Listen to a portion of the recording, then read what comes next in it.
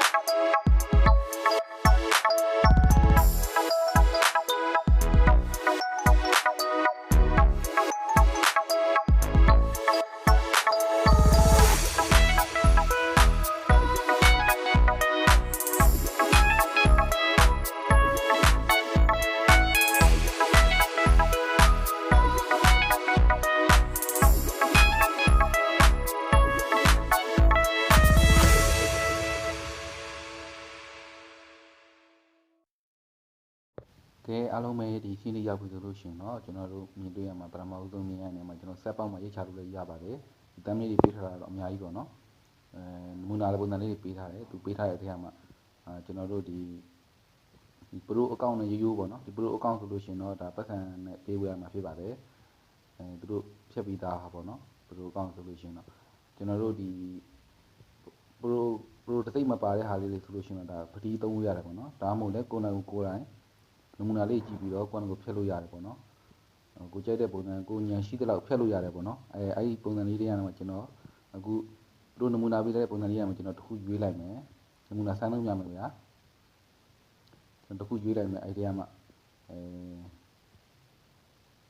စီပြမဲ့ပုံလေးပေါ့နော်ကိုသုံးမဲ့ပြုမဲ့ကိုသုံးမဲ့ဗီဒီယိုရဲ့လိုက်ဖက်မဲ့ဟာလေးပေါ့ဒီအကောင်ဒီပုံလေးဆိုလို့ရှိရင်တော့ကျွန်တော်ဒါသုံးမဲ့နေရာလေးမှာအဆင်ပြေတယ်ပေါ့နော်ကျွန်တော်ရင်လုံးရိုက်ထည့်လိုက်တယ်ဒါပေမဲ့ရပြီဆိုလို့ရှိရင်တော့ကျွန်တော်ဒီပုံလေးကိုတစ်ချက်နှိပ်လိုက်ပေါ့နော်ပုံလေးတစ်ချက်နှိပ်လိုက်လို့ရှိရင်မှဆက်လေးပြပါပြီအဲဒီဆက်လေးအောက်မှာအပေါင်းလေးတစ်ခါနှိပ်လိုက်အပေါင်းလေးကိုနှိပ်ပြီးတော့ဒီမှာဘာရှာရမလဲဆိုလို့ရှိရင်ကျွန်တော်တို့ဒီကိုရွေးမဲ့ပုံပေါ့နော်အဲဒီကိုတက်ပုံနေရာမှာကိုရွေးမဲ့ပုံပေါ့ကိုဖြတ်ထားပြီးတော့ခုနကတော့ဖြတ်ထားပြီးတော့ပုံလေးကိုရွေးရမှာဆိုတော့အဲဒီပုံလေးကိုရင်ရွေးလိုက်ပါโอเคအဲ့ဒါဆိုလို့ရှိရင်ပုံလေးနှိပ်လိုက်ပြီးရင်ရောက်လာပြီเนาะကျွန်တော်ရောက်လာပြီဆိုလို့ရှိရင်ပုံကျွန်တော်လိုသလိုဆွဲချဲလို့ရတယ်အထက်ထဲမှာပုံလေးကိုကျွန်တော်တို့အဝင်ခွင့်ချပြင်အောင်ပေါ့เนาะအဲ့မှာဆွဲထည့်တာနဲ့တကောင်တန်ပြီးဝင်လာနောက်ကပုံလေးကသူရှိပြီးသားအော်တိုပျောက်သွားတယ်เนาะသူရှိပြီးသားပုံလေးအော်တိုပျောက်သွားတယ်ပုံမကြိုက်ရင်လည်းဒါလဲလို့ရတယ်ပေါ့เนาะအောက်မှာဖြတ်ပြီးတော့ချက်ချင်းပြန်လဲလို့ရတယ်ကိုပြန်ပြီးတော့အသစ်ပြန်ထည့်မယ်နော်ဒီပုံလေးပေါ့နော်ခုနပုံလေးကတော့ပြီးတော့ဒီပုံလေးကိုအရင်ထည့်ပြီးတော့ ဒီနေရာလေးမှာပုံကကျွန်တော်အောက်မှာပုံလေးကိုဘတ်လှည့်လိုက်မှာပေါ့နော်အဲ့လိုမျိုးဘတ်လှည့်လို့လည်းရတယ်ပုံကအဆင်ပြေပါကိုလိုချင်တဲ့ပုံစံတိုင်းလေးပေါ့နော်ကိုအဆင်ပြေသွားပြီဆိုလို့ရှိရင်ထားလိုက်ကျွန်တော်နောက်ထပ်ပုံကအလုံးပေါင်းကျွန်တော်3ပုံထည့်မှာဆိုတော့ဒီနောက်တဲ့ပုံလေးထည့်ယူမယ်ပေါ့နော်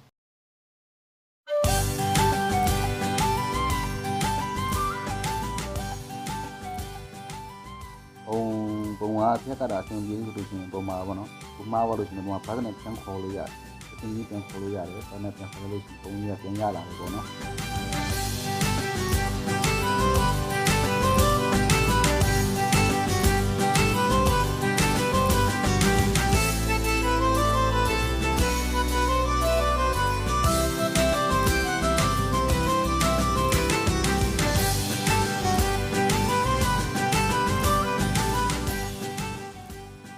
ဒီပုံလေးရပါတော့ဒီပုံလေးကိုကျွန်တော်နည်းနည်းပုံကြီးချက်ပြီးတော့ဒီနောက်ကပုံဒီမှာ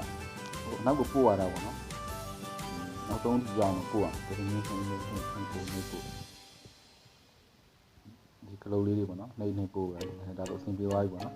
โอเคဒါဆိုရပါပြီပုံလေးကတော့ရပါပြီစာရေးဖို့ပဲကျန်တော့တယ်စာရေးမယ်ပေါ့နော်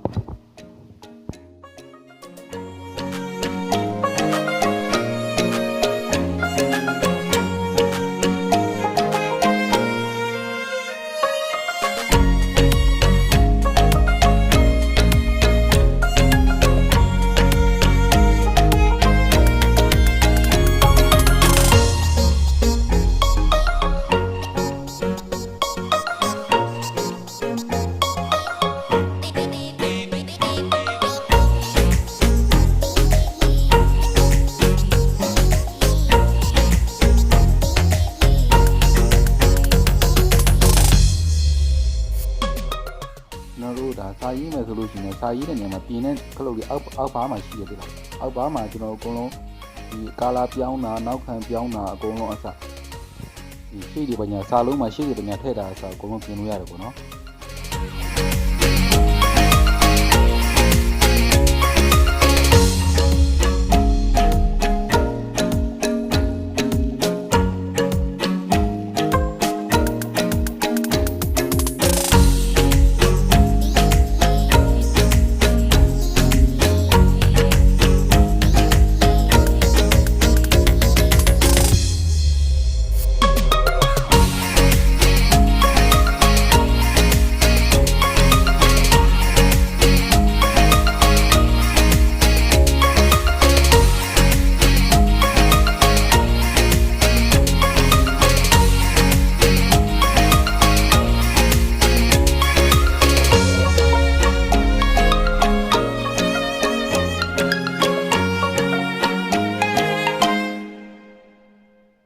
ဒီနေရာမှာကျွန်တော် subscribe button လေးထည့်မယ်ပေါ့နော်အဲ subscribe button လေးကိုကျွန်တော်စပ်ပေါက်မှာရိုက်ရှာလိုက်တာနဲ့ကျွန်တော် subscribe button လေးရတယ်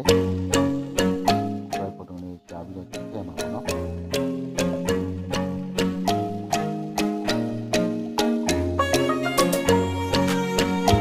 โอเคဒါဆိုလို့ရင်တော့ပြီးသွားပြီပုံမှာ save လုပ်ပါနော်ပုံမှာမြားလေးကိုကျွန်တော်နှိပ်တယ်နှိပ်လိုက်ပြီးလို့ချင်းဟို save ပါမလို့ဖုန်းထဲမှာ auto တန်းရောက်သွားလိမ့်မယ်အဲ့ဒါဆိုလို့ချင်း